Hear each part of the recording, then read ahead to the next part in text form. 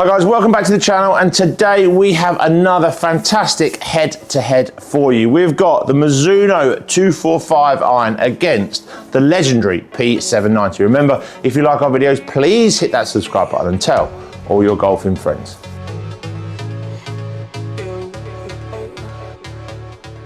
So today's video is a goodie and a big test for two brilliant iron brands. So we've got Mizuno, who love the world of forged technology. 245 iron is their hollow head construction. It's their hot iron. It's their iron to send the ball a long way.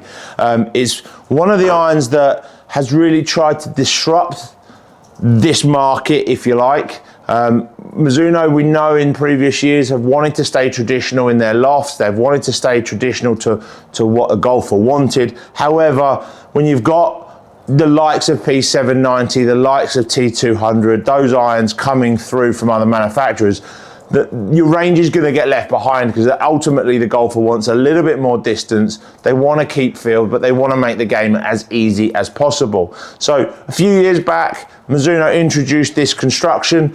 They've developed it over the last few seasons. 225 has been a very popular iron, into 245 now, which equally is as good. It's not cheap. It's stronger lofted, so 30° 7 iron. It's a great looking product. It's everything you want from a Mizuno. It looks sleek, it looks great. What they do brilliantly well with this iron is they design it, or this series of irons, they design it in a way that if you didn't want 245 in the lower end, you can blend that product in 243 or even 241 if you wanted. It sits really nicely as a product, but it isn't cheap.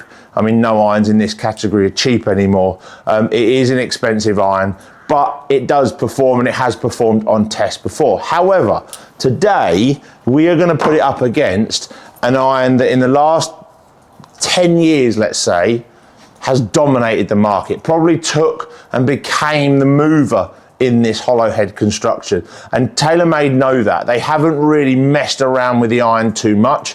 This new iron for 2025 has been pulled forward. Normally they'd launch this iron in September, sort of back end of the season. They pulled it forward. They pulled it forward to March, April time.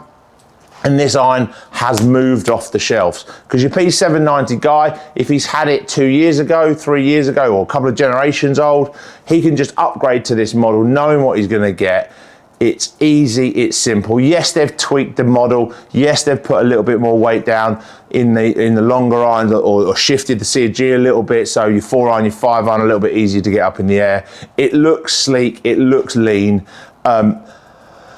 We know what we're going to get from it, right? We know it's going to perform. It's almost boring in that way. It's going to perform really, really well. But can it compete, and can it beat Mizuno's 245? Let's jump on the mat and see what the numbers say.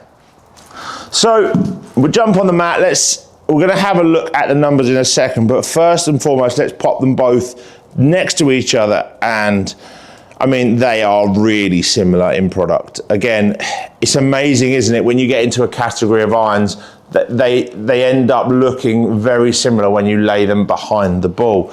Both look good, both frame the ball very, very well. I would say that the 790 has, and this is just on eye, and it may be because the top edge is a little bit squarer, Mizuno's a little bit rounder. It looks a little bit thicker in the top edge, but again, Taylormade don't mind that, because they've got 770 if you want to blend and want a thinner top edge. So interesting. Right, let's jump in. 245 I'm going to start with. So now, if you've watched some of the previous videos of late, you'll notice that I'm swinging it really rubbish lately. So please try not to comment on the swing, and if the golf ball goes all over the place, I can only apologise, but I'm not very good. He says absolutely thinning one out of the gate. That is rubbish. Don't even want to look at that.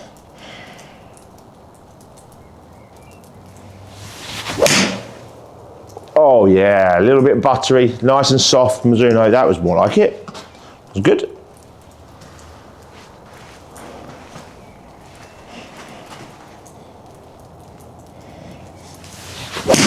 Oh, Alan, that was such a bad swing. Such a bad swing. And think about this for a minute.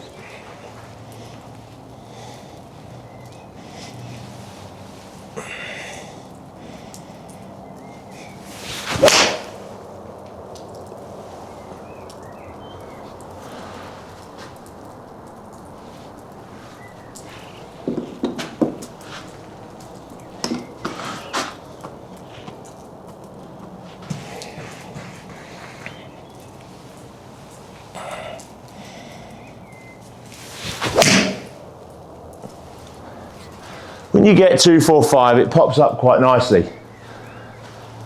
What are we looking on ball speed there? So speeds at night, clubhead speed's 92, which is fine. Ball speed 123, carry 180.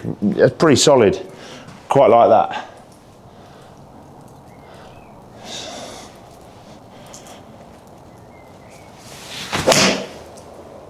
That felt hot. That jumped. What's that carried? So ball speed off this is really, really good. So if I have a little look on the camera here, onto the data we've got, okay, 180, if we can delete, if we can just get Chris to delete the first two, which are really poor, just take those two off, Chris.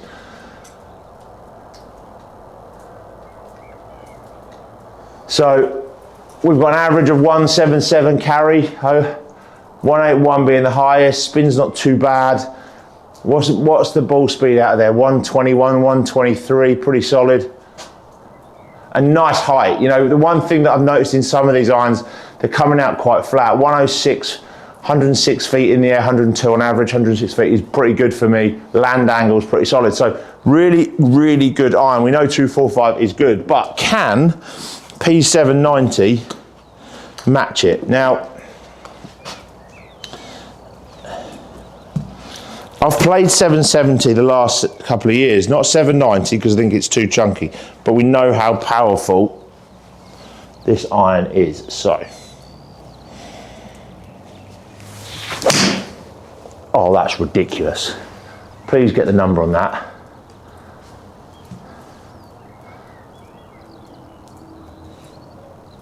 What did we get? 178, wow. Really good. Not quite long enough though, is it?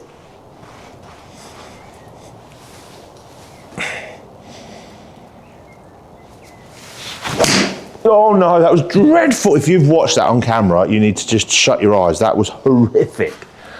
Like Snipe City, wow.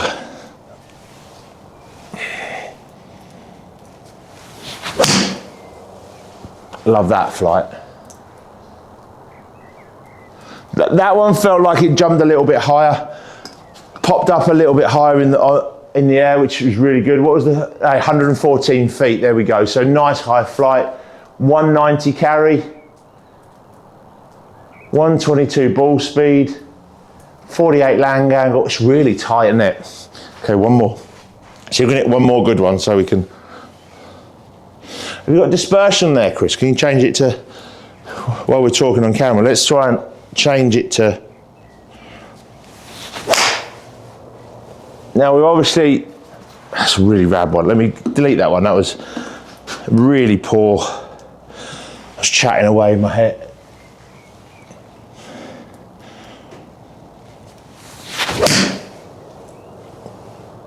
Now obviously, I am a golf pro, apparently.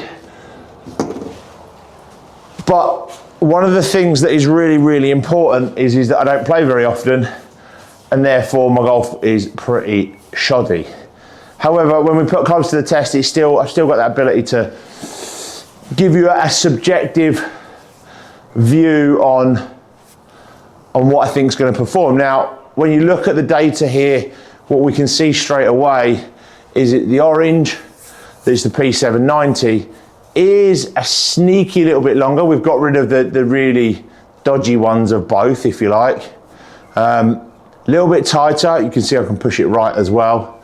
Can we just get rid of, let's make a fair test. Let's get rid of 17 as well there, Chris. Just leave the two best ones from each. So dispersion wise, You would say 245 is more consistent. The two good ones are actually tighter together. You can see 790 has a little bit of a jumper in it.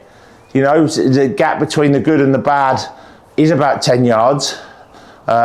Overall, they're both very consistent in what they're doing in terms of ball speed, in terms of launch angle. Okay, 245's launched a little bit lower, spins a little bit better in 245 from my perspective, but land angle's similar, carries similar. 790's 4 yards longer, but that's because I think you've got the jumper in there. So I think if I was looking at these two irons today, there wouldn't be a lot to choose from. There really wouldn't be a lot to choose from. We've got two irons that, like I've said, look very similar from the top. We know both brands are excellent iron brands.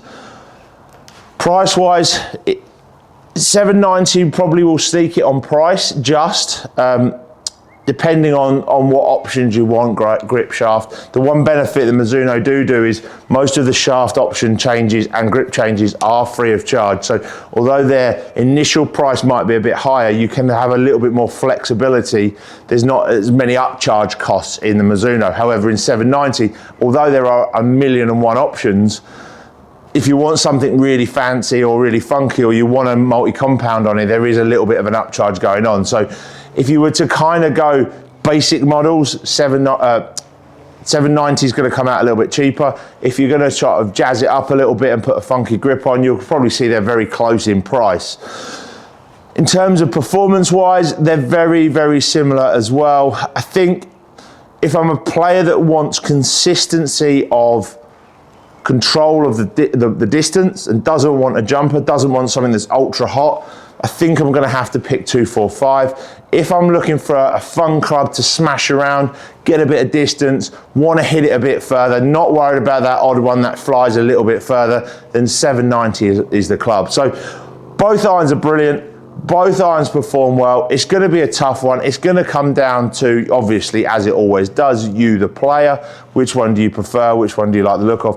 But more importantly, which one do you like the feel of? I think 245 does have that Mizuno softer feel about it, although 790 is a nice, solid feel as well. So, hope that helped. Hope that was interesting. Have a look at the numbers. I think you need to, if you're looking in this category, you're going to have to put these irons to the test. There isn't a standout winner for me. It's been a really good test, this one, and you can see that when you get two iron brands that know what they're doing, you can create some quality product. So guys, hope that was helpful. Thanks for watching. Please hit that subscribe button and tell all your golfing friends.